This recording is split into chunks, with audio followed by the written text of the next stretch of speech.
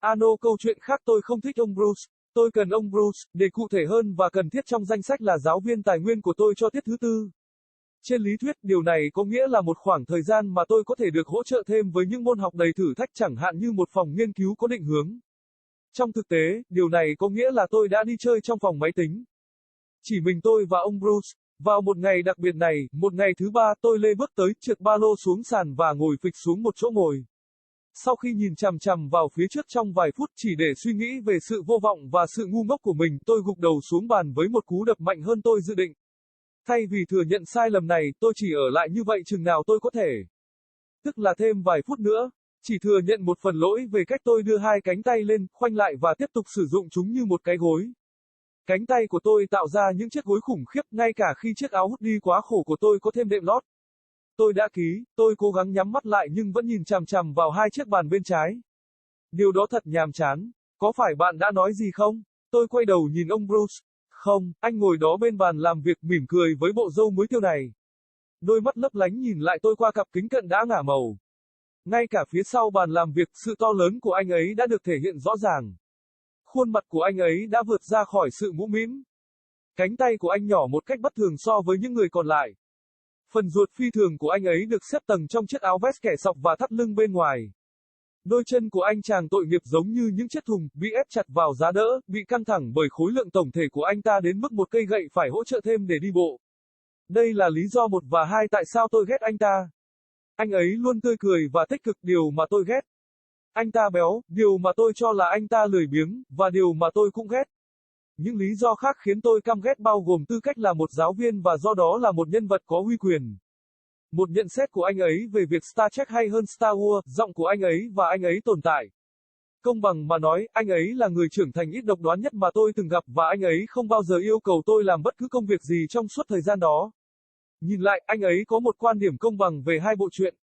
Cần lưu ý rằng đây là ở Vicksburg, Mississippi, và mọi người đều có giọng giống nhau ở một mức độ nào đó. Ở mức độ nào đó, con người của anh ta có phần nhẹ nhàng hơn. Và cuối cùng, có lẽ đáng nói nhất, tôi đã ghét tất cả mọi người, mọi thứ, và cuồng nhiệt nhất chính bản thân mình vào thời điểm này trong cuộc đời. Anh nói gì đó, tôi ấn người, mặt gục vào cánh tay. Anh ta nhún vai, không phải với bạn. Anh ta đang trêu chọc tôi, chế nhạo tôi hỏi một câu hỏi khác thực sự giao cấu với anh ta. Có thể anh ta bị mất trí. Tôi thường coi đây là một khả năng, đặc biệt là sau khi tôi bắt gặp anh ấy xem một bài hát nào đó về Sapupi. Ồ chắc chắn rồi, anh ấy đã giải thích rằng đó là từ một vở nhạc kịch nhưng nó không giống một bài hát thực sự. Vậy thì giao cho ai? Vâng, tôi biết anh ta đang lừa dối tôi, nhưng tôi thực sự cảm thấy buồn chán. Ngoài ra, có một sự cám dỗ nhất định để nghĩ về điều gì đó khác ngoài điểm số không đạt của tôi. Cha mẹ thất vọng, cuộc sống xã hội thiếu thốn, và việc sắp chuyển đến Bắc Virginia trong một tương lai không xa. Tất nhiên là với Jack, bạn có muốn gặp anh ta không? Tại thời điểm này, tôi càng chắc chắn rằng anh ta bị bệnh tâm thần. Trong đầu tôi nhớ đến một bộ phim đen trắng mà bố mẹ tôi bắt tôi xem, chỉ có điều tôi nghĩ đó là về một con thỏ. Ý tưởng cũng giống như vậy. Một người bạn vui tính và tốt bụng hoàn toàn bất trí và thuyết phục người bạn tưởng tượng của mình là có thật. Với những gì ít ỏi tôi biết về bệnh tâm thần, tôi khá chắc chắn rằng sẽ tham gia vào chủ đề này và khuyến khích sự ảo tưởng là điều tồi tệ nhất mà tôi có thể làm. Được chứ, ông Bruce vẫy tôi lại, cười tâu toét hơn hết sức thích thú khi ông ấy bắt đầu sờ soạng với túi áo ngực của mình. Bất chấp sự lo lắng về sự ổn định cảm xúc của anh ấy, tôi đứng dậy và đi chậm đến bàn anh ấy, dừng lại ngay phía trước, tay đút vào túi quần jean. Khi tôi đến, anh ấy đang nắm tay trước mặt lơ lửng trên bàn làm việc một chút và khum vào nhau. Ý tưởng về một người bạn tưởng tượng rất nhỏ có vẻ ít đe dọa hơn một con thỏ cao 6 feet. Chậm rãi tách các ngón tay của mình ra để khám phá. Ông Bruce nói với vẻ nhiệt tình kín đáo ta ra. Trên tay anh ta là một con thằn lằn xanh lục nhạt, một con cực dương nếu tôi không nhầm, một loại thằn lằn ở sân sau phổ biến. Nó nằm nghiêng, lưng cong lên và mắt nhắm nghiền. Cổ đặc biệt có vẻ như đang ngồi ở một góc độ kỳ lạ. Hơn nữa, nó không di chuyển. Tôi nghĩ nó đã chết. Để Jacker cầm một tay, anh ấy giơ tay kia lên chỉ tôi. Bạn nói đúng một nửa. Thật tinh ý, thực tế anh ta chỉ chết não mà thôi. Tôi rút tay ra khỏi túi và dụi mắt, ôi trời, anh Bruce. Bạn thấy đấy, tôi đã đưa anh ta vào bể cạn với con da xanh có lưỡi xanh của tôi, Alphen, và tốt Alphen đã cắn anh ta. Trên đầu, chà, duy nhất Jacker không chết nhưng anh ấy chết não. Ông Bruce xem xét con vật cưng của mình và nhún vai một nửa. Đúng, nhưng... Anole Other Story, I did not like Mr. Bruce. I needed Mr. Bruce, to be more specific and needed, enlisted as my resource teacher for 4th period. On paper, this meant a period in which I could be given extra support with challenging subjects, like a directed study hall. In practice, this meant I hung out in the computer lab, just myself and Mr. Bruce. On this particular day, a Tuesday, I trudged in, slid my backpack across the floor and flopped into a seat. After staring blankly ahead for a few minutes, just to ponder my general hopelessness and abject stupidity, I brought my head down on the desk with a bit more of a thump than I'd intended. Rather than admit this mistake, I just stayed like that as long as I could, which was another few minutes. Only partially acknowledging the error of my ways, I brought my arms up, folding them over each other, and proceeding to use them as a pillow. My arms made horrible pillows, even with my oversized hoodie providing additional padding. I sighed. I tried to keep my eyes closed but wound up staring across the 2 desks to my left.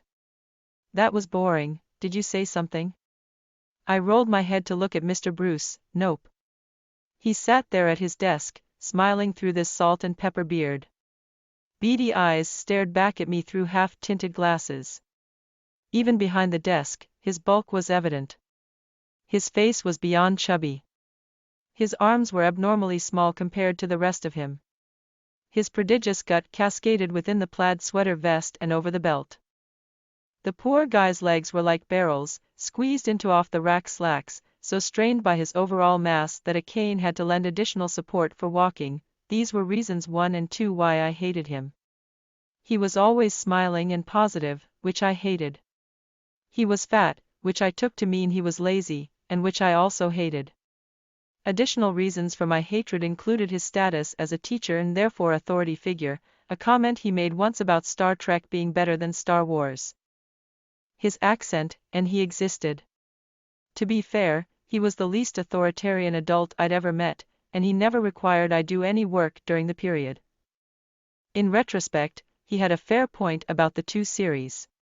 It should be noted that this was in Vicksburg, Mississippi, and everyone had that same accent to some degree or another, his being on the lighter side. And finally, perhaps most tellingly, I did hate everyone, everything, and most avidly myself at this point in my life. You said something. I pressed, face squished against my arm. He shrugged. Not to you. He was baiting me, taunting me to ask another question, actually engage with him. Possibly, he was insane. I'd considered this often as a possibility, especially after the time I walked in on him singing some song about Shapoopy. Oh sure, he had explained it was from a musical, but it didn't sound like a real song. Then to who? Yes, I knew he was baiting me, but I was really bored.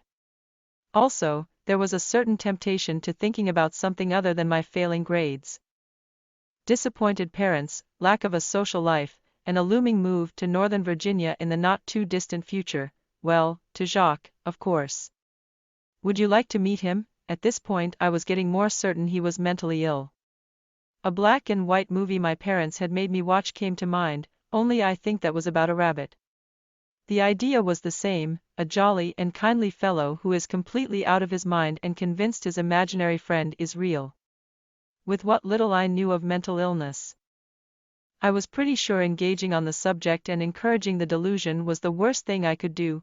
Okay, Mr. Bruce waved me over, grinning all the more excitedly as he began fussing with his breast pocket.